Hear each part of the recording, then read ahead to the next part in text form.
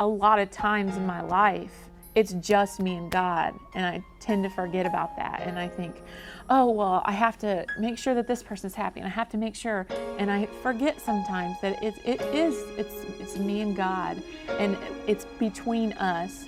And I'm not the type that's going to stand up and quote you a million scriptures, and I can't preach, but I love what I have between him, and it's an intimate relationship, that opening my heart, that I have had a horrible time doing that with God because of my past with men, really, and not trusting.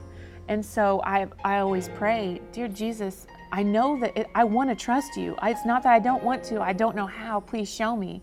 And so day by day and second by second, he has opened my heart, and not only towards him, but to other people who I never thought, you know what I mean, that I would be involved with, just by helping them and seeing that we have a common ground. A lot of people have an issue with trust. And so that opening my heart to God, that song is my favorite. Alone in a room, it's just me and you. I feel so lost, 'cause I don't know what to do. Now what if I choose the wrong thing to do? I'm so afraid, Lord, afraid of disappointing you. So I need to talk to you and ask you for your guidance, especially today when my life is so cloudy. Guide me until I'm sure I open up my heart. Ooh, yeah.